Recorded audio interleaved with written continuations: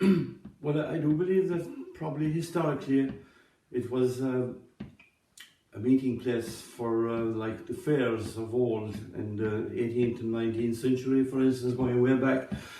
And those fairs were for the local community and all the farming community to sell off their cattle stocks, and that brought in a lot of other sideline events, like for socialising during those large fairs. For instance, you had traditional music, song and dance was a large part of the social aspect of it, and it was actually a meeting place for many travelling musicians as well to meet up with the local music traditional players, and I suppose really that's where a lot of it started. It was a melting pot really for you had travelling musicians, like you had a John Reidy who travelled many parts of Munster in particular, and then you had Connie Drew, and in that tradition as well, and of course naturally Tom Billy Murphy and the famous Patrick O'Keefe also. So I think that it probably came from that tradition. Well, I remember, for instance, in the three pubs in the village, going way back, you had sessions on a regular basis, particularly at weekends. And of course, at that time as well, you had Crean McMahon was having large recording sessions at Lyons' bar in particular. Even prior to before Crean, you had Seamus Innes came representing, he was working for the BBC at one stage, meeting up with Patrick O'Keefe especially.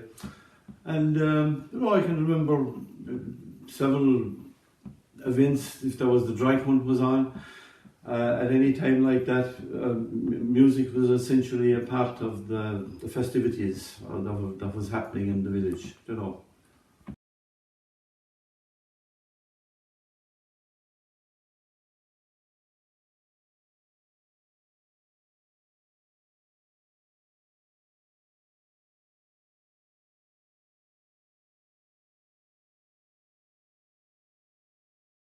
I would like to introduce my friend here, May Brosnan, and she's going to tell you a little bit about her life in Ireland and in when she immigrated to Chicago.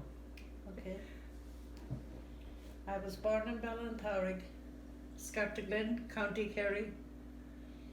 I went to England in 1948 when I was 16. Oh wow! But before that, tell me, who were your parents? My parents are Patrick and Julian. And how many? Brosnan. And there was 9 of us in family.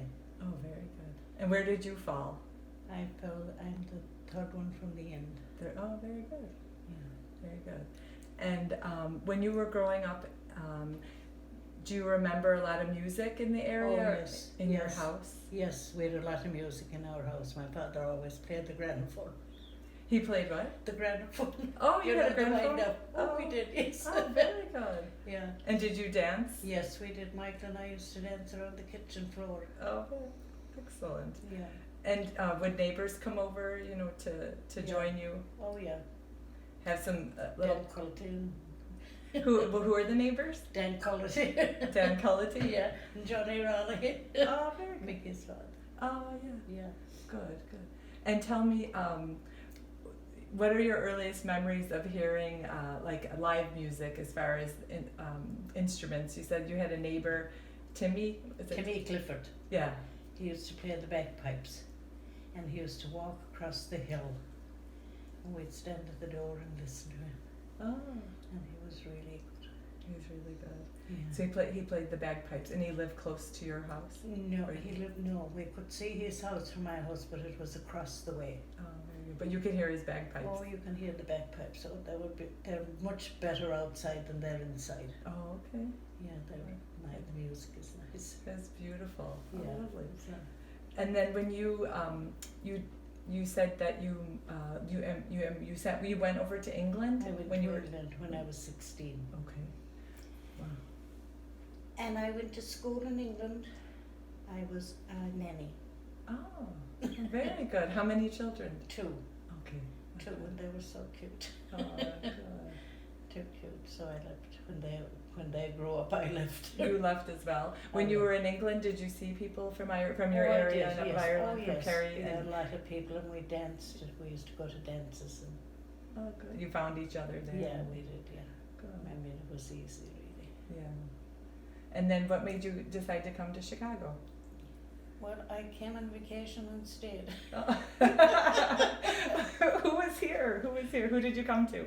Eileen and Peg were here. Oh, and those are your sisters? Yes, Eileen my and two Peg. sisters. They yeah. came first. Yeah, they came first. Okay. And then you came out and joined them. And joined them, and then Michael came Michael came after you? after me, Oh, good. and then Sean came after that. Oh, very My good. older brother. Oh, okay. His wife is still living. She's 101 years old. Oh, wow. And where does she live? She lives in Skokie. On the north side here on of the north Chicago. side, yeah. Oh, and she's 101? She's 101, and she lives Amazing. alone. Wow, that's But great. her daughter does the shopping for her, and her son brings her lunch every day. Okay. That's amazing. I know. I know. Well, you have to tell everybody how old you are now. I'm 91. She was 91 last week. You turned 90 at the beginning of the pandemic. Yes. And you received 90 Yes. cards in the mail, Yeah. I think, Oh, from I everybody. did, yeah. And Dr. Zimmerman said, I said, how was your birthday? He said it was a shame that it was, that it happened like this. I said it was a great birthday. I got a big bag of cards, and I was only missing one. And he said, "Who was that? You?" You made him feel bad. Huh? Yeah, but he's A good doctor. Oh, he yeah. is. I'm sure he is. But he's keeping me alive. Absolutely, and you're in great shape. Oh, I am. Good, good. I think it was all the dancing all the years that kept you going. I think so. I think so. Yes, it is. I mean, the dancing is good for you. It is. It is. I agree. And tell me, so you have to tell me when you were coming over from England to America. Yeah. You tell me the story about on the ship, what We you were came doing on on the the ship. And there was two gentlemen on there. One of them played the accordion, and we danced. We had a good time on the ship. You did. You didn't want to get off the ship. No, and then we came into New York, and customs were closed, so we had to stay on that until the next morning. So we had a party. so customs was closed. Yeah. So you decided to have a party until they opened. They opened. Then I came into Chicago. I flew to. I was the first one into O'Hare Airport. You were? Yes. You were the first one to land in O'Hare Airport. O'Hare Airport. You're kidding. Yes. There was only one building there. Had they just opened? They had just opened. Oh my God, that's amazing. And then I came on the bus to Midway. Okay, to And Midway. Peg and Mike. They picked you up. There. And Mike was always a great friend of the Twomeys, my dad, Con, and his brothers. Dave, Con and Jer. Dave. Well, not And- Dave so much because he Dave was was younger. younger. Yeah. But Jer and Con and Sean. Dennis. Sean and Dennis. And Dennis. Yeah, Sean yeah. and Dennis is a scream. Yeah, he was. Every time he came out, he came to visit me. Oh. And I said to him one day, "Dennis, would you like a cup of tea?" He said, "May, you don't ask anybody if they want tea. You make the tea, you put it on the table, and if they want it, they'll drink it." Oh my God, that sounds like Uncle Dennis already. Oh yeah, he was something else. That's good. Dennis. I know, we miss him. And he took such good care of himself. He did. What a shame. But I was just gonna say, so when you came out, you came to Chicago and to your sisters and brother as well. And then when did you first notice or start going out to the dances here? Or Right away. Very good. And where did you go first? Would you say? The first dance we went to, it was on Halstead. Okay. What did Kathleen call it? Carpenter's Hall. Carpenter's Hall. Very Yes, good. yes. And then on the north side, you said there was The Holiday Inn. Holiday Inn Ballroom. Yeah, we used to go And- from work. Oh, great. And then the boulevard or The Boulevard, yes. Very good. You went Yeah. there. And now, Jim Glyman that owned the Boulevard. okay. Of course, he's dead now. And tell me about the traditional musicians that you knew here as well, from that area. You mentioned you knew Cuz Tehan. Oh, yes. And what did he play? He played, He The played the concert- concertina. Oh, very good. Yeah, he played the concert. And he was the screen. Yeah. So this is part 2 of May Brosnan, and we're talking about the Irish musicians here in Chicago, when she arrived here. Yes. And do you remember who you saw here? You said Cuz Tehan Cos Tehan on the concertina. and the concertina, and Mike O'Connell. Mike O'Connell. He was He a was little the bit drum- later. He was on Oh, the he drummers. was Mike later, O'Connell. yeah. He He was was later. Who was later. before him? We said there was a Billy Curtin. Billy Curtin. And where yeah. was he from? He was from Tully. And what did he play? He sang Oh, he sang. and he Oh. played the piano. Oh, very good.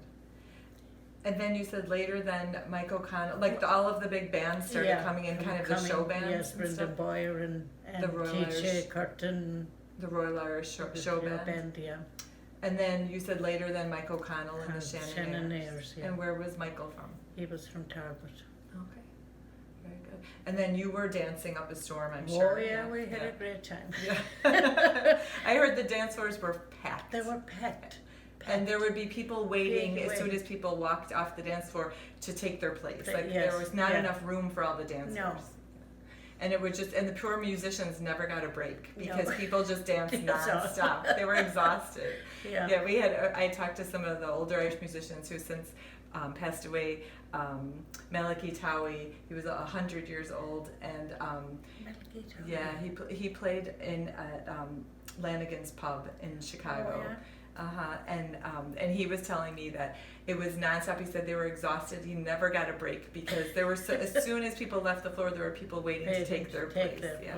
And they were just they were just packed full and Oh, never yeah. stopped, which it sounded like a really fun time. It was. It was a great time. There were great times.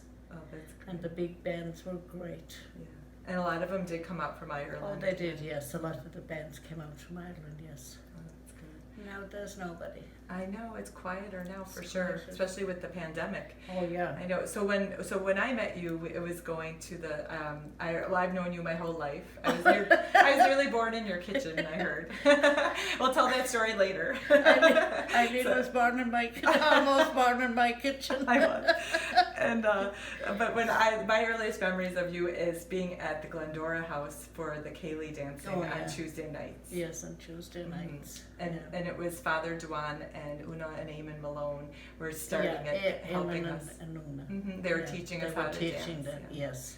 And then there were regulars like you who knew how to dance Oh, yeah. already. Yeah. Oh, yeah. And then and there were a lot of Irish musicians there that Yeah. were part Oh, yeah. of the Chicago Irish musicians.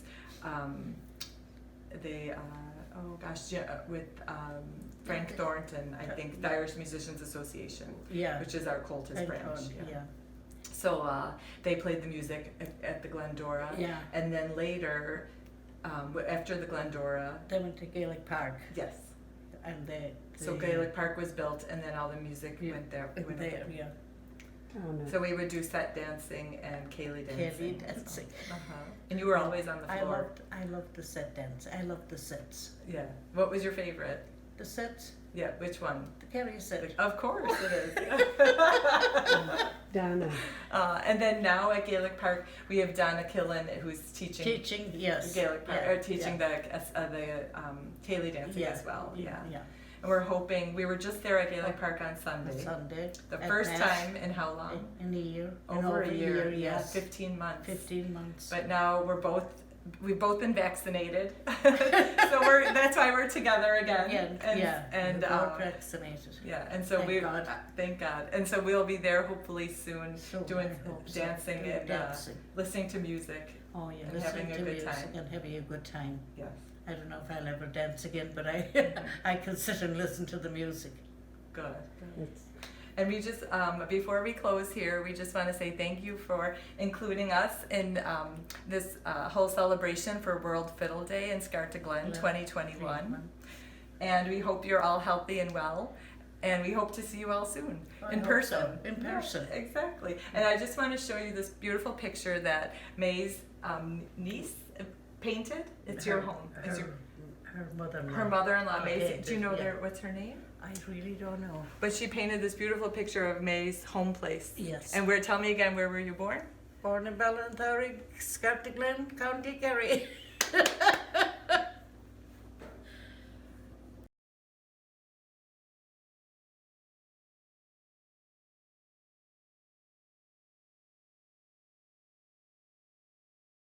Well, at the time there was probably a bit of a lull in the music because Patrick O'Keefe had only passed away about three or 4 years previously, and a large part of the setting up of a Féile Ceoil was to honour O'Keefe actually, and one of the big events was the Patrick O'Keefe Traditional Music Trophy as such, which was very well contested for years, every year, and as it happens, Sean O'Keefe was the main organiser.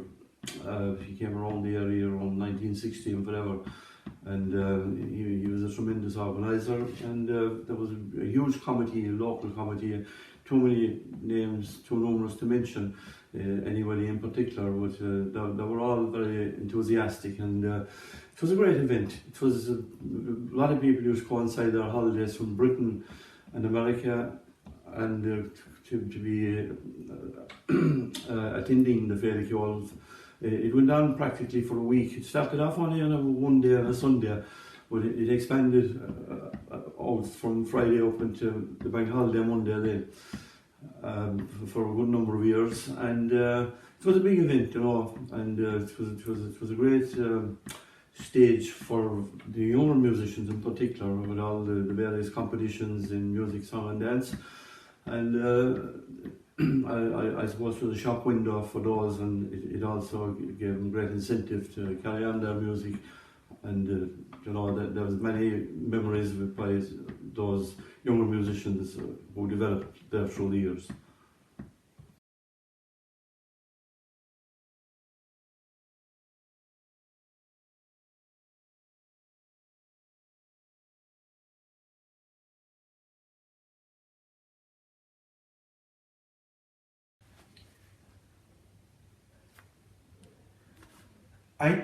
As far as memory, as far as my memory can serve me, I think it was certainly the late 60s that the first Féile Ceoil, I suppose, was held in Scartaglin. And I remember spending time there at my grandmother's place. My mother was from Scartaglin, from Gortacoppel, and I used to spend a lot of the time up there with my uncle John and my grandmother. And there was an awful sense of excitement at the time, building up to their first Féile Ceoil. I think it was held around June or July, it was summer anyway. But I remember the names that the spirit at the time was Brian Sweeney. Everyone was talking about Brian Sweeney. For some reason or another, he must have been at the head and shoulders of this Féile Ceoil, or this Féile Ceoil that was coming up. Mikey Barrett was involved in it, Tom Fleming was there, and I'd say Jack and Jerry Lyons and Ty Parrick.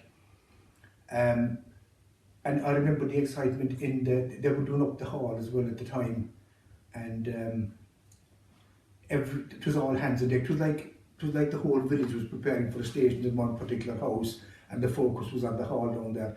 And I remember cans of Hall's December. Remember there was a paint at that time called Hall's December. It was a red gallon with two men carrying a ladder, and obviously that the hall was getting that kind of a makeover. And any time we went into it afterwards to stay away from the wall because our coat had been destroyed. But anyway,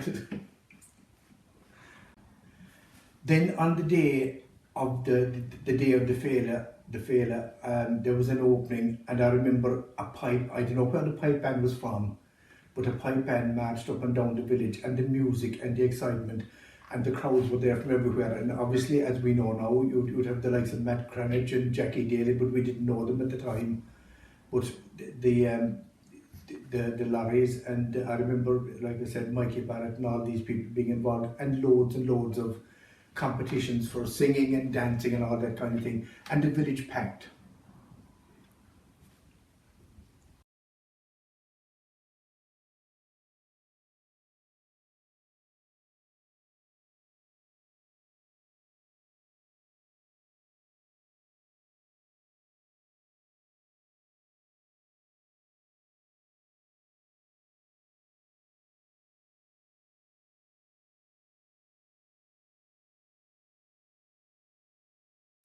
Oh, certainly.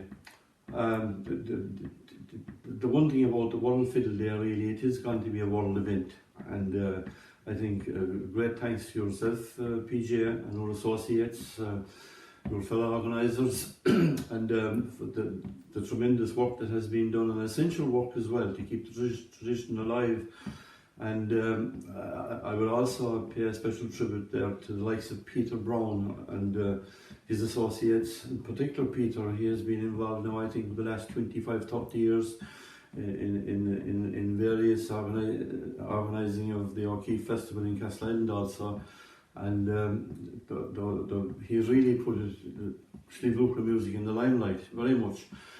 And as well as the World Fiddle Day, it's gone into every corner of the university stage, you know, and it really depicts the true tradition, and it's great, really, you know, as a local festival to see such essential work being done.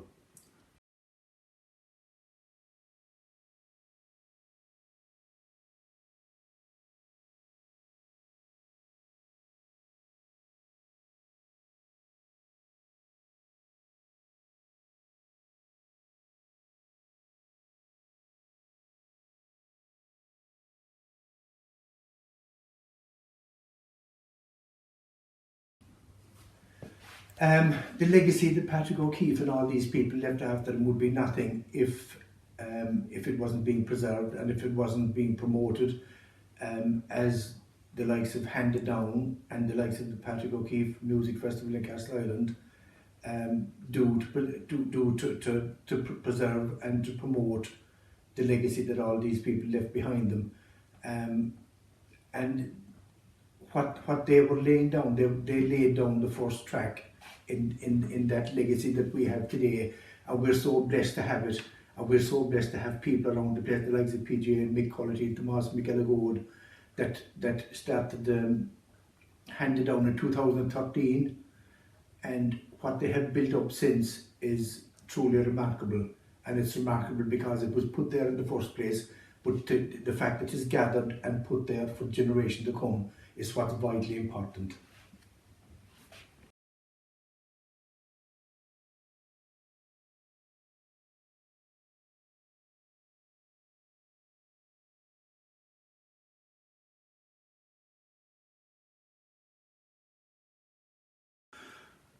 I do, yeah.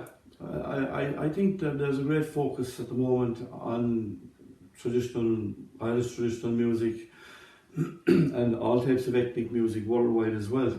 And I do believe, thanks to all the people associated that have been contributing to passing on the tradition of music in Sliabh Luachra, all the music teachers, Nicky and Anne McAuliffe and Stan O'Sullivan, who's involved now very much, and the younger people like Brian O'Leary, who's continuing the tradition of his late father, Johnny O'Leary, naturally. And I think that the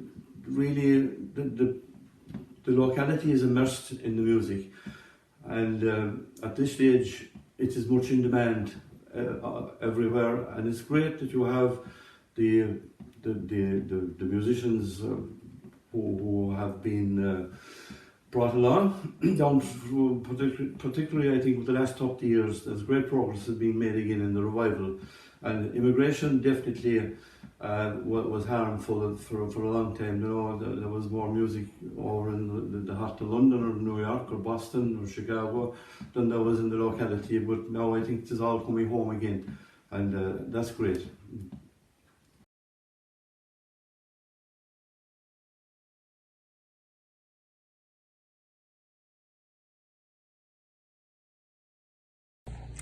Hello. Tá fear áchas an fáilte chur rivan Vela úntach seo I Kerry. Since 2013, World Fiddle Day has drawn crowds from all over the country and from all over the world to Scartaglin. And last year, and again this year due to the pandemic, this celebration of the distinctive Sliabh Luachra music will take place online. And we saw last year that it had reached audiences of over 4,000 people. And again, I expect and I hope this year that it will reach at least that number, if indeed not more. We're very proud of the tradition of the Sliabh Luachra music, of the Sliabh Luachra fiddle playing here in Kerry. And also we're delighted to work with our partners in Cork and Limerick on the Sliabh Luachra music trail.